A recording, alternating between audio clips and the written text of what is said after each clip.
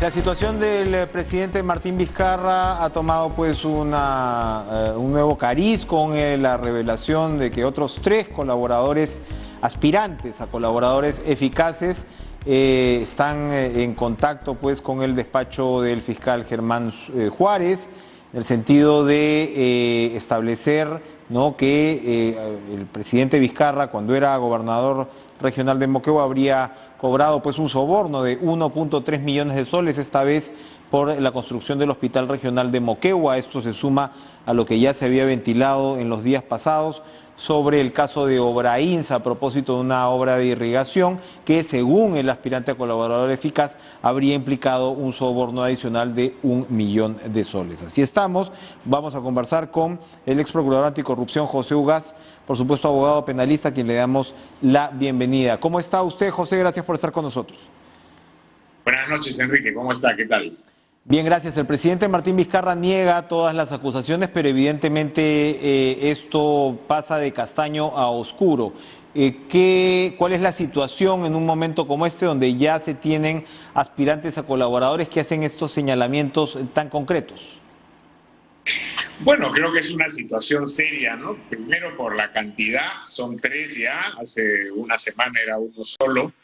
Luego, como muchos han señalado, hay una serie de detalles en la información que han dado que le da verosimilitud a sus imputaciones, pero sin embargo estamos todavía en una etapa muy incipiente del proceso. Fíjense que en el proceso de colaboración eficaz, luego de que el aspirante a colaborador da la información, el fiscal tiene que corroborar en un proceso que normalmente es exhaustivo que esa información sea cierta.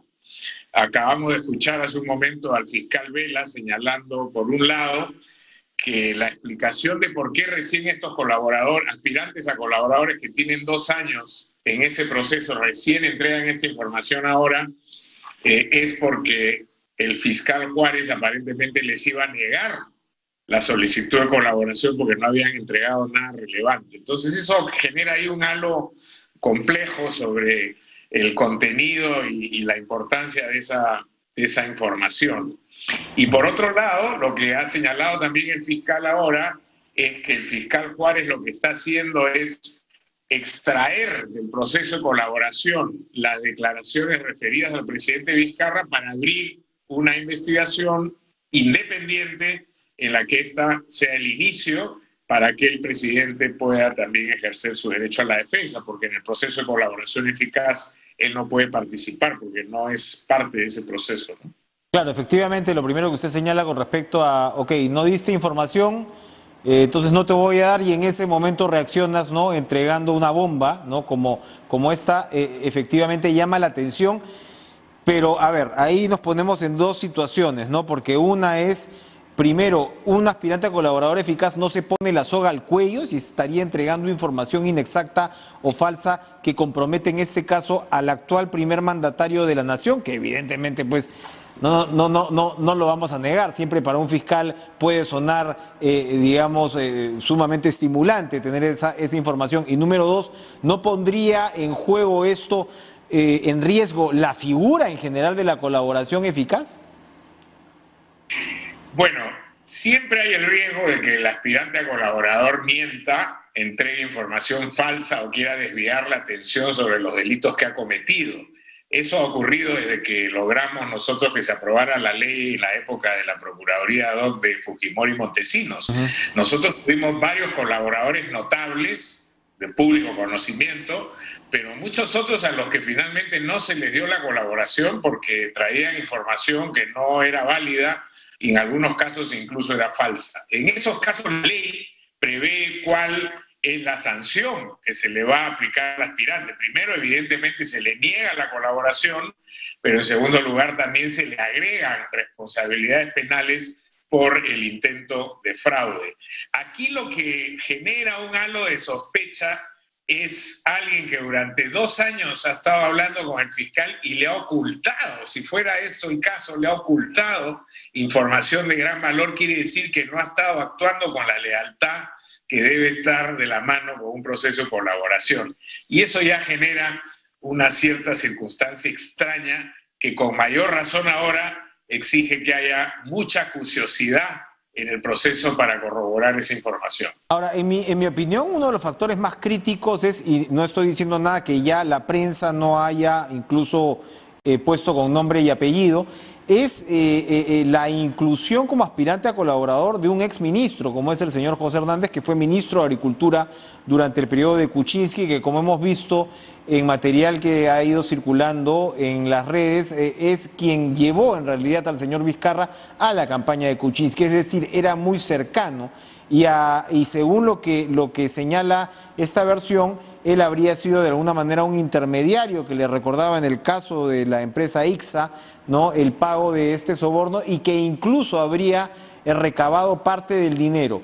¿Qué tan sólido es un caso en principio, como usted dice de manera preliminar, si se tiene de un lado al Ejecutivo que estaría reconociendo el pago de la coima y a otro, digamos, intermediario tan importante como sería el señor Hernández? ¿Se complicaría más en esa situación que en la otra, por ejemplo, donde hablamos básicamente de la versión del señor Tejeda, que es el ejecutivo de Obrainsa, a pesar de que también se supone que ha entregado cheques, ¿no? Si lo de Hernández es cierto, bueno, sin duda alguna la situación del presidente es muy complicada, porque ya ahí el intermediario que, digamos, en esta estructura de corrupción, de ser cierta, estaba más bien del lado del presidente y ahora va a decir efectivamente yo fui, recogí el dinero, se lo entregué, seguramente puede aportar detalles más específicos. Yo creo que su situación es mucho más compleja. En el primer caso, en el de Obrainsa, como el propio Vizcarra ha señalado en algún momento, va a ser bien difícil que puedan probar, salvo que se encuentre el dinero en sus cuentas o aparezcan nuevos elementos que permitan confirmar esa versión, que hay un nexo de recepción del dinero, porque lo que dice el funcionario o el empresario de Obrainsa es: yo envié al conserje a cobrar estos dos cheques, uno de 400.000 y otro de 600.000. El conserje dice, efectivamente, mi jefe me dio estos dos cheques, yo fui al banco, los hice efectivo y los llevé nuevamente a la empresa y se los entregué a mi jefe. Pero el conserje no es testigo de que ese dinero ha sido pagado a Vizcarra. Entonces llegamos a un punto en el que nos volvemos a quedar en el dicho del de Obrainsa y en el dicho de Vizcarra. Vizcarra dice no, el otro dice sí.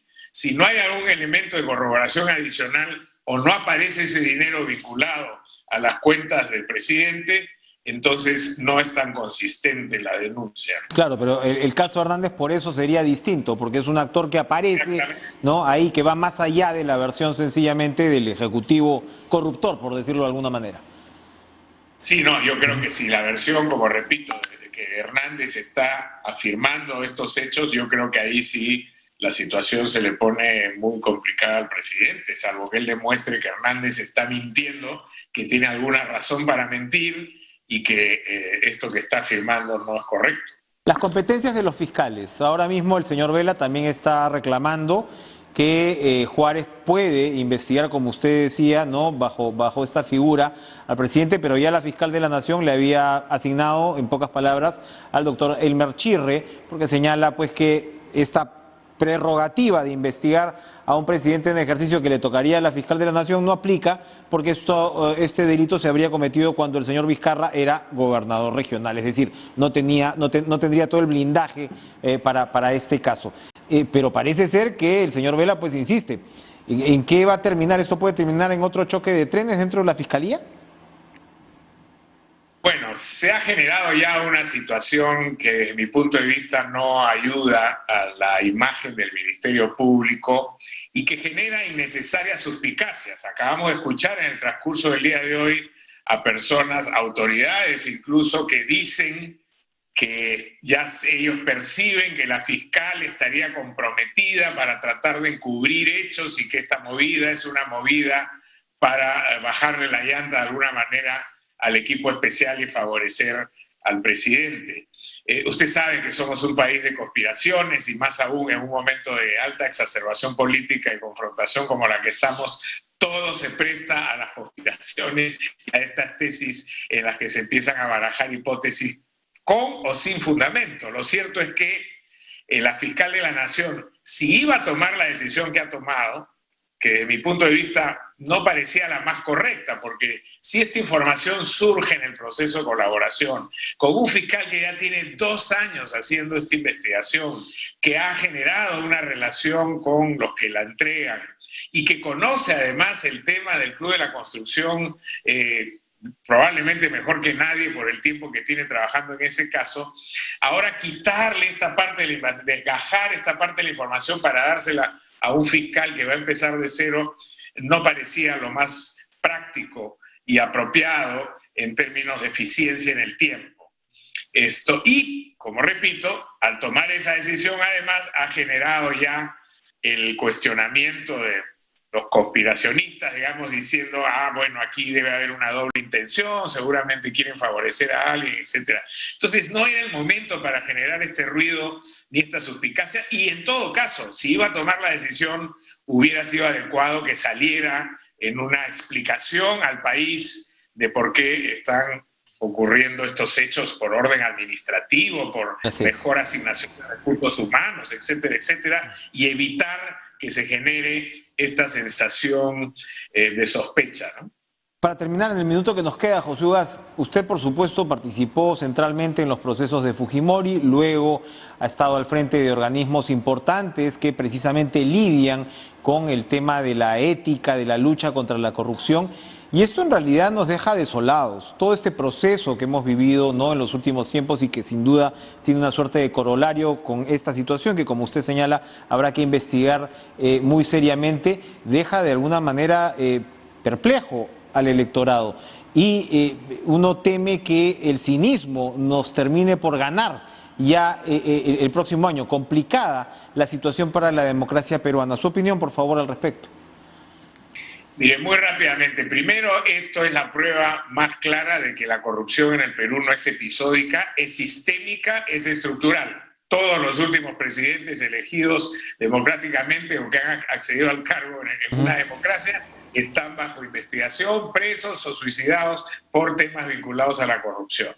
Lo segundo es que ojalá que tengamos una mejor oferta electoral en esta campaña, aunque lamentablemente por los nombres que estamos viendo parece que no va a ser así, y ahí tenemos que entrar en un proceso de reflexión profunda de qué vamos a hacer en este país para mejorar la calidad de la clase política y tener líderes que puedan efectivamente generar las reformas estructurales que impidan que sigamos mordiéndonos la cola en un tema tan complejo, tan sensible y con consecuencias tan graves como las que trae la corrupción.